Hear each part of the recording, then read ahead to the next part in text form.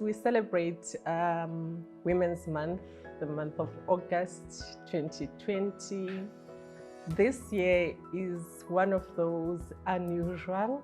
We are faced with this pandemic, COVID-19. We thought as SAHRA we should do something totally different just to honor all women. As you all know that this is a diverse environment that we are in as the organization. We have people who are slightly older and many young women, people who are just coming early in the morning to come and prepare the offices for us. These are the people that we honor, because if they are not here before we come to the office, what's the point? So we just thought, let's just embrace and celebrate everybody. As we launch Women's Month, we would like to honor all women at the South African Heritage Resources Agency, also known as SAHRA. We hope you enjoy this video and thanks for tuning in. At top management, we are two, myself and Gomi, and then we have about 16 managers in total, and 12 of those are women, which for me is really great because it means we are doing something really fantastic. My name is Tombozuko. My surname is Mpambani. I'm the facilities manager for SAHRA. I'm REGINA ISSACS and I'm the manager of the Heritage Objects Unit. So I'm CLOETE. I'm currently the acting ICT manager, but when I'm not acting, I'm the IT officer. My name's Lisa and I'm an archaeologist. I'm a diver. I'm a maritime and underwater cultural heritage management specialist. I'm Leanne Henry. I'm the manager internal audit at SAHRA. I am Mama Komureng. Nkasile Sawana, that's my given name, but here they call me Gomi. My name is Advocate LUNGISA MALGAS. I'm the Chief Executive Officer of SAHRA. My name is Mimi SEETELO. I'm a manager for burial grounds and graves. My name is BOUILLON. I'm a town planner, planning law and heritage law expert. My name is OLGA BIALOSTOCKA and I'm a council member of the South African Heritage Resources Agency. My name is Kate and I am the Strategic Planning, Monitoring and Evaluation Manager at SAHRA. For me, the month of August is a very important month. Historically, the 9th of August 1956, when women marched to Parliament, those women gathered at the Union buildings to go and express their disgust at the oppressive system of apartheid. August is a Women's Month and celebrating women, and I think it's recognizing women in general in their various forms. Women empowerment is very important as it will open many opportunities for women. It will also assist in terms of equality because we're still in a patriarchal society. So the empowerment of women is important so that they also take part in business, in the economy, in education, and also to assist in tackling social ills like gender-based violence. Celebrating Women's Month for me has always been about the achievements of women in general, but not only the famous women and the women that we read about in the newspapers, like the people that have achieved greatness in politics or medicine or whatever, but also the ordinary woman. Every month is a Women's Month. So if you truly see the value of women in your life, you recognize and celebrate women every single day and not just in August. I believe it's not supposed to be only about the prominent, well-known women out there, because I believe the ordinary women from the village and from the street is as strong and responsible as the prominent woman. For me personally, I don't think that celebrating Women's Month should be a month. I think that, it should be something that we we ensure is part of every single part of our day. To me, it's very much about celebrating not only women from the past, but the women of today, and the women that we work with, the women in our families and in our social circles. It's about recognizing them while we have the opportunity to say that to them, to their faces. When you talk women empowerment, it is also to start at home and have that conversation with your little ones. Women empowerment is important because women are the glue in a home. They keep a family together. Women also, as human beings, like everyone, must strive to empower themselves. They must not even wait for someone to approach them. They must take that initiative to empower themselves, because they must keep up with everything that is happening out there. You'll see even now with COVID, if you check the social media pages, where there are soup kitchens, it's women running them. Where there are food parcels being delivered out, there's women doing that.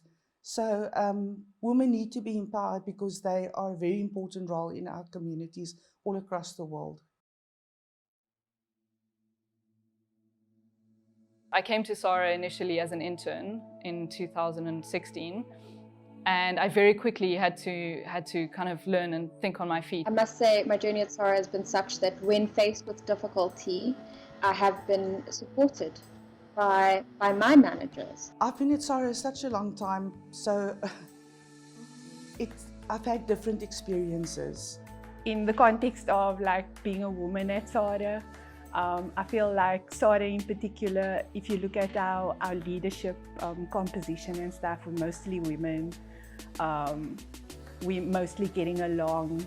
I am quite an outspoken person, so I quickly overcome that by making sure I was heard when I had something to say. Always been managed. I've never had to manage anybody, and SAHRA's really given me that opportunity to manage people. And through that, I've learned so much in terms of gender roles and how culture also affects that. I was in my 30s, and up until then, I had no idea that there are national monuments in the country and what they are. I think I was in that job for about 3 years when the job of Heritage Objects Control Officer was created, and then I applied for that job, and the rest is history. Fulfilling for me. As a student at varsity studying archaeology, I knew within South Africa the only company that could hire me is SAHRA. SAHRA has allowed me to play my role in the society. It has allowed me to contribute, and so I am really fulfilled with what I do here.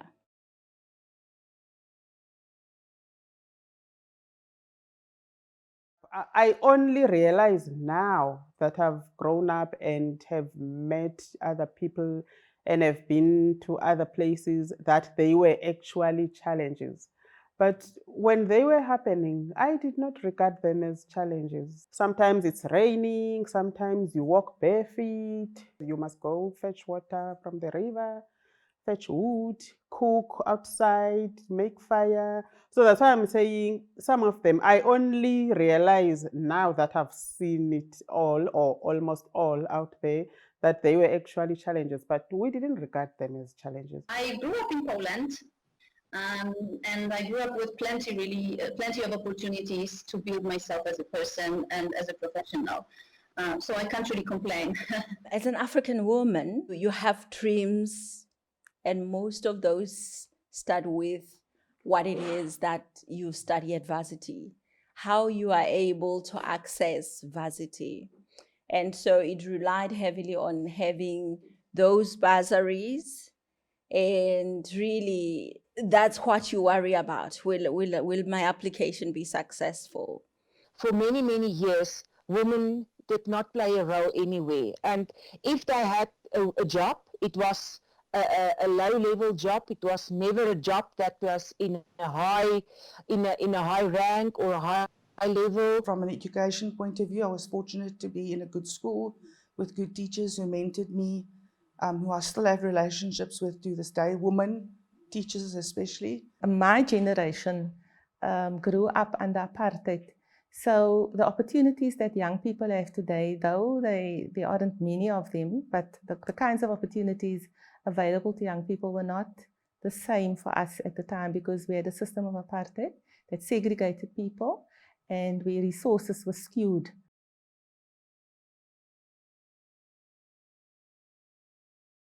I would struggle with having to split my day, strictly saying 8 hours for work. And no, I would not be able to perform. At work, delegation is key. In my personal life, delegation as well. It was very difficult in the beginning, juggling work, traveling, but I tried. I made some sacrifices in the process, and it was tough. I don't know if it works anymore. My son calls me when I'm here at work, and he says, "Can I go play outside?" If I take it back to SAHRA, we work with mostly women, so everybody sort of understands the situation you are in, whether you are married or a single mother or, cohabitating and stuff.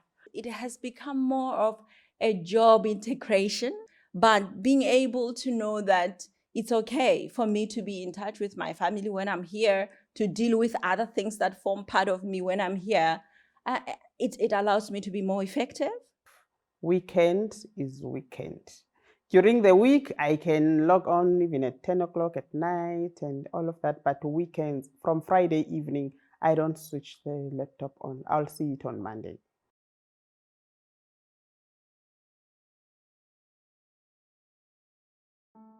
I think it's very important to mentor young women in today's South Africa, to teach them that they shouldn't feel limited, they shouldn't feel constrained by society's expectations, and certainly also to remove some of those issues where women can be quite competitive towards one another, rather encourage them to really support one another in growth and to see one woman's victory as every woman's victory. It's something that we are still falling short as women, is not to make time for other women.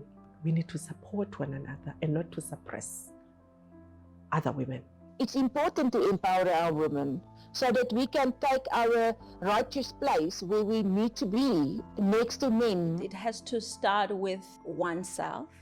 For me, it should be a very comfortable discussion and talk, because it can stretch outside the work-related topics and go deeper into social life, and the other party would feel more comfortable to discuss some of these things with a woman. We must very much be aware that even without saying anything, we are the models for those younger women, for our colleagues that may want to be in the positions that we are. And I think we must do our very best to encourage them to be there.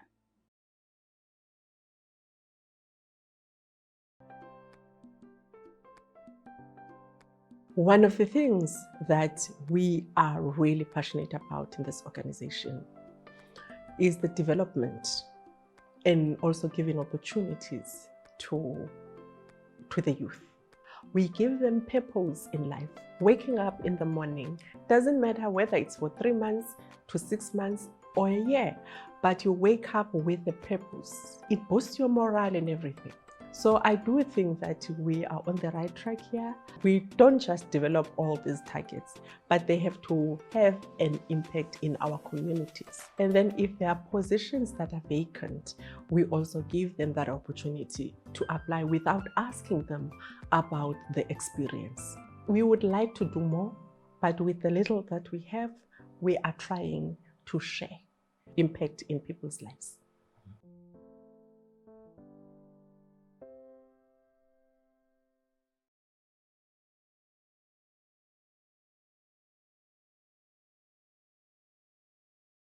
The National Heritage Resources recognized women who played a significant role in the struggle. They've constructed memorials, declared their site. SAHRA declared the grave of Charlotte Maxeke as a National Heritage Site because of her contribution and the role that she played during the liberation struggle empowering other women and so forth, as well as the grave of Lillian Goyi, Rahima Musa, Helen Joseph.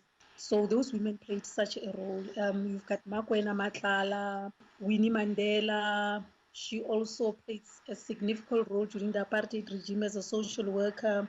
She's also honored.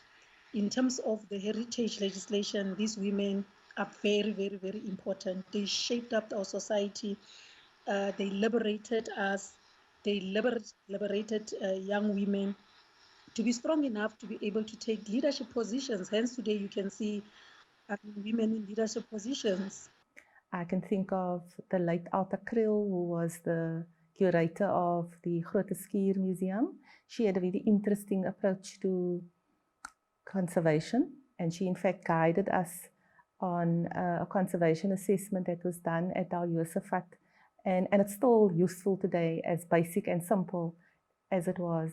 And in other women other women, former colleagues, Jeanette Deacon, Mary Leslie, they were my mentors, and I look up to them. I still sometimes speak to them if I am uncertain about certain things. And in women in the sector generally, I think of someone like Bonita Bennett, you know, who's been the director of the District 6 Museum for many years, and I think that she has excellent leadership qualities that we can also learn from.